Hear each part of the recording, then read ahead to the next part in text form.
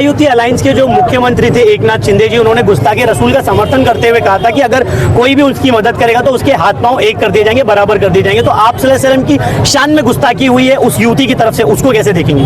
देखिए भाई, जिसने गुस्ताखी किया उसके ऊपर एफआईआर दर्ज हुआ है, सरकार ने एफआईआर ली है और ये जो पूरा प्रोसेस है अभी कोर्ट में पहुंच चुका है। और जहां तक कोई भी पार्टी एकनाथ शिंदे जी उनको संरक्षण देने की बात मैं कह आपको रहे हैं। बता रही हूँ कि संविधान में हर कम्युनिटी का इक्वल दर्जा हमें सबको दिया है। किसी भी एक कम्युनिटी को टारगेट करके पोलराइज करना गलत है। मुंबई न्यूज में आपका स्वागत है दोस्तों। इस वक्त हमारे साथ वार्ड नंबर 172 की जो प्रत्याशी है विधानसभा, सना मलिक हमारे साथ मौजूद है। अजीत पवार गढ़ से ये चुनाव लड़ रही है। मैडम, क्या कहेंगे? जिस तरीके से जनता का पहले तो आपको बहुत प्रेम मिल रहा है, जितने लोग आज आपके साथ हैं उनको क्या कहेंगी?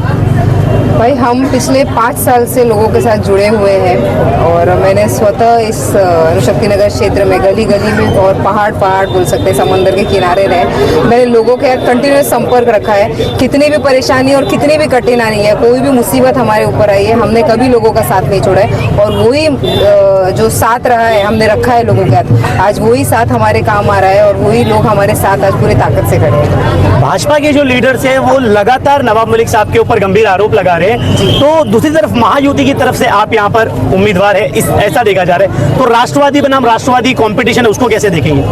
भाई, राष्ट्रवादी कांग्रेस पार्टी अजीत दादा पवार घड़ी के सिंबल से हम चुनाव लड़ रहे हैं और हम जब भी चुनाव लड़ते हैं सिर्फ और सिर्फ अपने काम के आधार पे चुनाव लड़ते हैं। हम 2009 में जब अणुशक्ति नगर विधानसभा की सीट डिलिमिटेशन से की वजह से बनी थी, तब से मैं पूरी तरीके से सक्रिय होकर पिताजी के उनके इलेक्शन कैंपेन में उतरती हूँ। ये चौथा इलेक्शन है, लेकिन चौथा इलेक्शन में मैं एज अ कैंडिडेट हूँ, लेकिन पिछले 3 इलेक्शन में हमने देखा है कि सिर्फ और सिर्फ काम के आधार पे और लोगों के संपर्क के आधार पे हमने हमेशा वोट मांगा है और जनता ने हमेशा हमारा साथ दिए।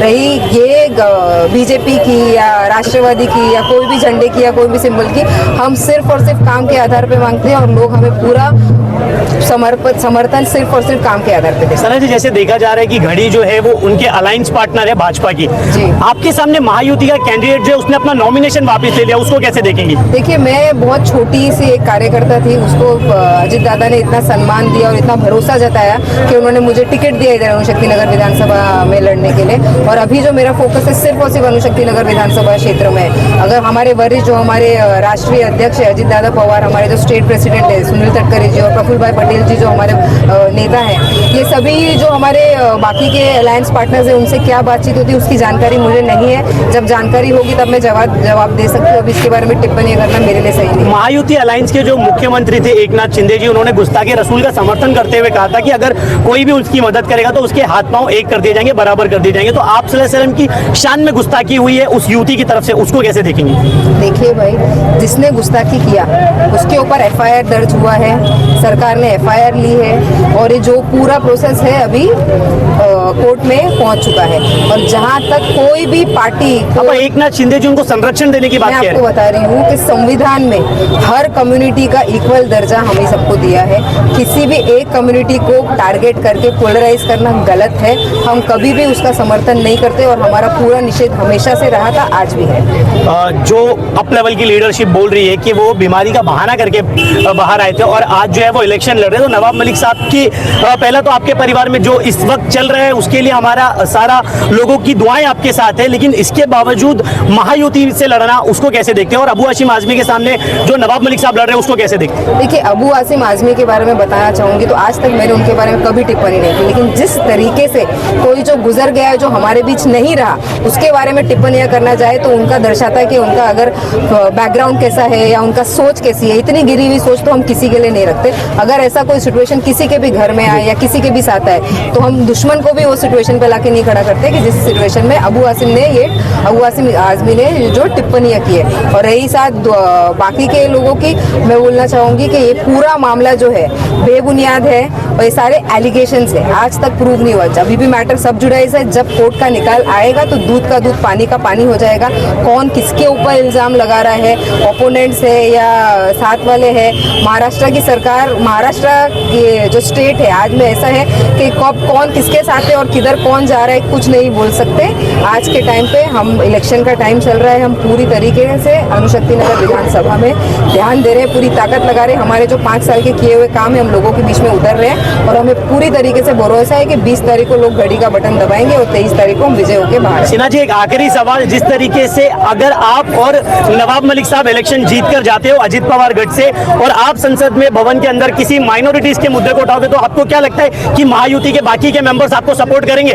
देखिए, अणुशक्ति नगर विधानसभा में जिस दिन जन सम्मान यात्रा हुई थी उस दिन का अगर आप दादा का भाषण निकाल के सुनोगे तो पूरी तरीके से उन्होंने बताया है और बोला है कि जब जब किसी के भी, सिर्फ माइनॉरिटी नहीं, जब माइनॉरिटी को इंक्लूड करते हुए जब जब किसी के भी ऊपर अन्याय होगा तो हम सेक्युलर विचारधारा के लोग हैं, हम शिव शाहू अम्बेडकर को मानने वाले लोग हैं। किसी को संविधान ने हमें और हर किसी को जो अधिकार दिया वो अधिकार के लिए हम पूरी ताकत से खड़े होंगे।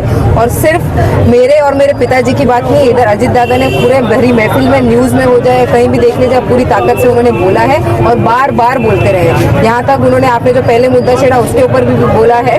तो पूरी तरीके से जो सेक्युलर विचारधारा है, समाजवादी विचारधारा है, वो कहीं भी चेंज नहीं हुई। पॉलिटिकल एडजस्टमेंट है, उन्होंने हमेशा क्लैरिफाई किया और जिस ताकत से वो मेरे और मेरे पिता अणुशक्ति नगर की आवाम को आप क्या मैसेज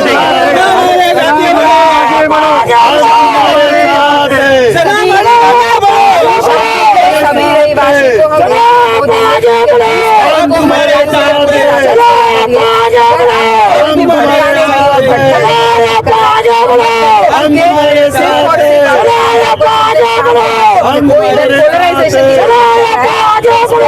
में ना आए। शुक्रिया, थैंक यू।